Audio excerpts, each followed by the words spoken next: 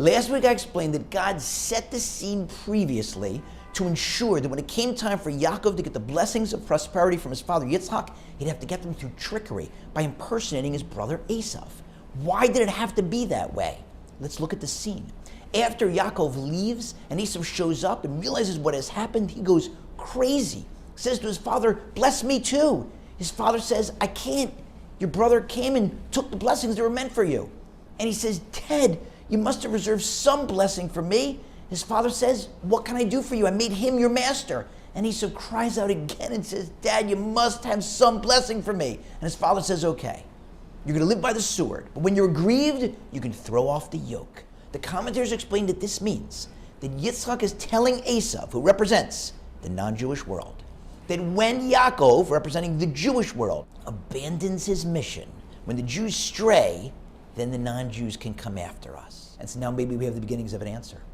I was at a presentation not long ago where someone was describing the study that was done by statisticians and social scientists wherein they predicted the number of Jews that would be in the world today, rather than the current 15 million or so, had there never been any persecution in any of the countries that we inhabited. And people were guessing the number maybe would be 50 million, 100 million, 200 million. Turns out the number from this study was something like 2.5 billion Jews.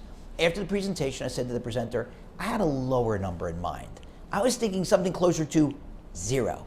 He said, 0? How could you have fewer Jews if there hadn't been any persecution? I said, I'll tell you why. If the nations that hosted us had been more welcoming, had been more friendly, had let us stay there, probably we would have fully assimilated long ago, and there'd be hardly any or no Jews left. So sometimes that anti-Semitism, as much as we can't stand it, and we have to call it out, and we have to fight against it, and we have to defend ourselves, but it can be a wake-up call. It can bring us back together as Jews, and it can bring us back to God. But there's more. If you do a mitzvah and it's easy, you get the credit, but not that much credit. If you're in a place where the only available food is kosher, and you eat that kosher food, you get the mitzvah. You kept kosher. But suppose you don't always keep kosher, and you're in a place where there's kosher food options and non-kosher food options. And in order to get the kosher food, you have to travel further. It's a pain. And you may like the non-kosher food more. And the kosher food probably is more expensive.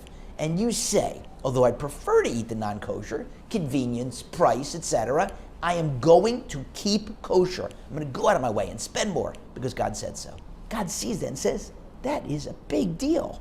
And similarly, if you're a student on many college campuses today, in the US and elsewhere, where the Jew hatred that used to be quiet, hidden behind the corner or behind closed doors, is now in the open, festering in your face. And the easiest thing to do is to take your yarmulke off your head and put it in your pocket, or to take your Star of David or your chai and stick it inside your shirt, and be Joe or Jane College instead of Joe or Jane Schwartz or Cohen. And instead, you say, I'm going to be visibly, openly, or proudly, loudly Jewish.